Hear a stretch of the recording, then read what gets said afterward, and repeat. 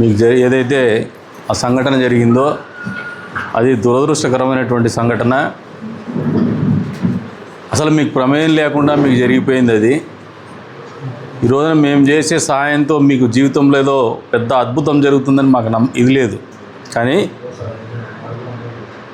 బాధ్యతగా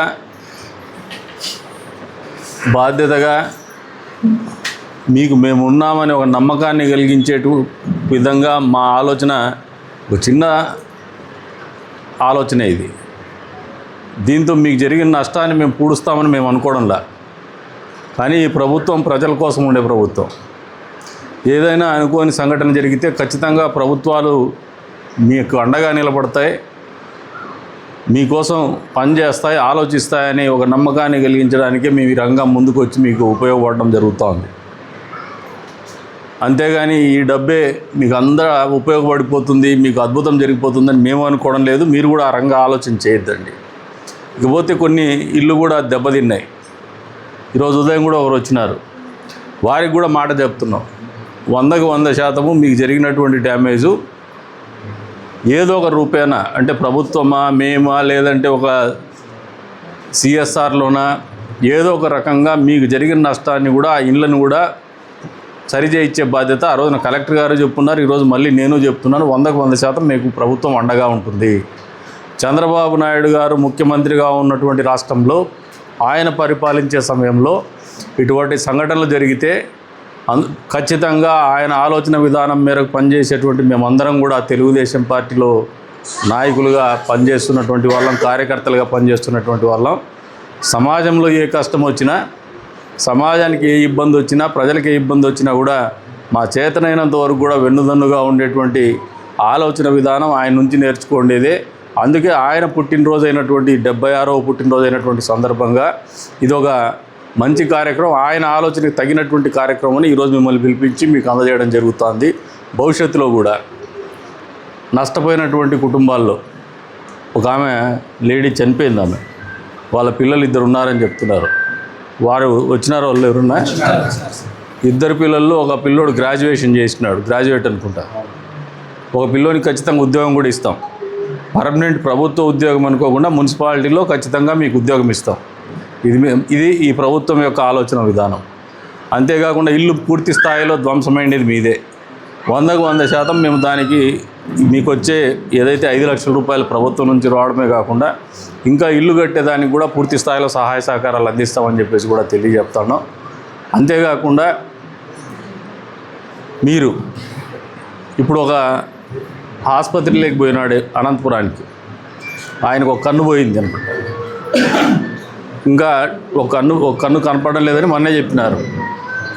ఆయనకు 1 లక్ష రూపాయల ఆర్థిక సహాయం ప్రకటించినాం. ఆసుపత్రి ఖర్చులకు ఇంకా పెరుగుతుందని చెప్పేసి కూడా చెప్పున్నారు మాకు. ఆసుపత్రి ప్రభుత్వ ఆసుపత్రిలో ఉన్నాడు ఆయన. హైదరాబాద్కి ఏ హాస్పిటల్? పైనీర్. ఆయనకు వచ్చే బిల్లులు 100కి 100% ప్రభుత్వం నుంచి డబ్బులు సపోర్ట్ చేస్తాం. మీరు ఏదైనా ఆపరేషన్స్ ఉంటే కూడా మాకు ఎస్టిమేషన్స్ ఇస్తే ప్రభుత్వం నుంచే డబ్బులు కట్టిస్తామని చెప్పేసి, వాళ్ళకి హాస్పిటల్కే డబ్బులు చెల్లించే విధంగా కూడా ఏర్పాటు చేస్తామని చెప్పేసి కూడా మీకు చెప్తాను. ఒక నయా పైసా కూడా మీ హాస్పిటల్ ఖర్చులు మీ తల మీదకి రాకుండా, మీ జోబులో నుంచి పోకుండా చూస్తామని చెప్పేసి కూడా ఈ సందర్భంగా మీకు తెలియజేస్తాను. కాబట్టి ధైర్యంగా ఉండమని చెప్పేసి కూడా కోరుతా ఉన్నాను. ఆ భగవంతుడు మీకు ఈ కష్టకాలంలో మనోధైర్యాన్ని వల్ల, ఆత్మస్థైర్యాన్ని వల్ల మళ్ళీ మీకు జరిగినటువంటి నష్టాన్ని భగవంతుడు పూడ్చే విధంగా తోడ్పాటు అందించాలని చెప్పేసి అందరి తరఫున కూడా, నియోజకవర్గ ప్రజలందరి తరఫున నేను కోరుకుంటున్నాను.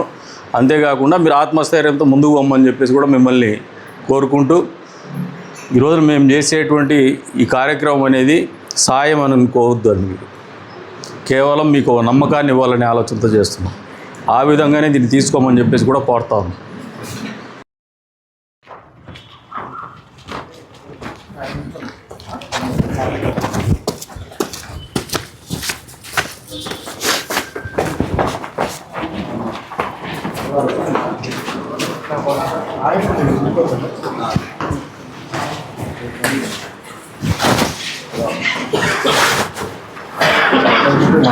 నేను చెప్పి మాట్లాడి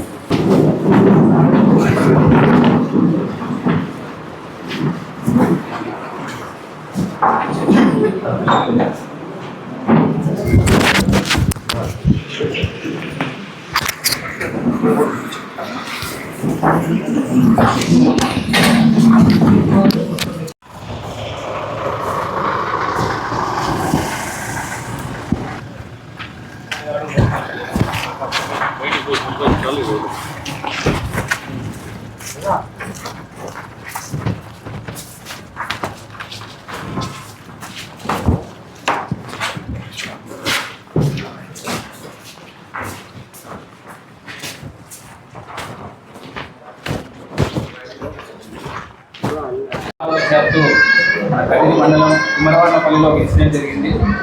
దానిలో భాగంగా ప్రభుత్వం తరఫున వాళ్ళకి అండదండగా ఉంటామని చెప్పేసి గౌరవ ఎమ్మెల్యే గారు కందికుంట ప్రసాద్ గారు వాళ్ళకి ఏదైతే ఫ్యామిలీస్ ఎక్కడ ఉన్నారో వాళ్ళకి ఒక అనౌన్స్మెంట్ చేయడం జరిగింది.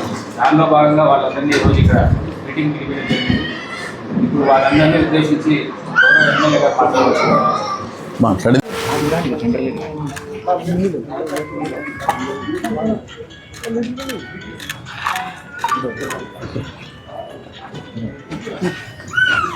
ప్రకటించినటువంటి ఎక్స్గ్రేషియా కూడా మీకు అందజేస్తాం. అంతేకాకుండా ఇల్లు విషయం కూడా మీకు ఎక్స్గ్రేషియా అందజేసే టయానికి దానికి కావాల్సినటువంటి ఏర్పాట్లు కూడా మేము పూర్తి స్థాయిలో చేస్తామని మీకు అందరికీ కూడా తెలియజేస్తాం. మీరేం భయపడాల్సిన పని లేదు. తహసీల్దార్ గారితో ఇప్పించాం. మీరు ఇవ్వండి, మీతోనే ఇప్పిద్దాం అన్నీ. మీరు ఇవ్వండి.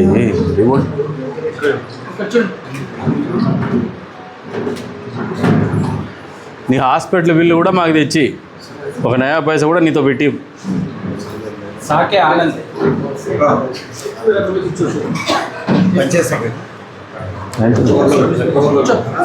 మీరు చదవండి. ఆయన తెప్పించేసి తహసీల్దార్ గారు తెప్పించేసి ఏందంట మేమేమి కాదు. పెద్ద ఆయన రా చెప్తాను నీకు సరిపోదంటే అది ఇస్తా అంటే మేము సొంతంగా ప్రభుత్వం నీకు ఆసుపత్రి ఖర్చులు మేము భరిస్తాం. అంతకు మించి ఇంకా ఆశించద్దు. ఎప్పుడు కూడా విను, నాకు సరిపోదంటే నీకు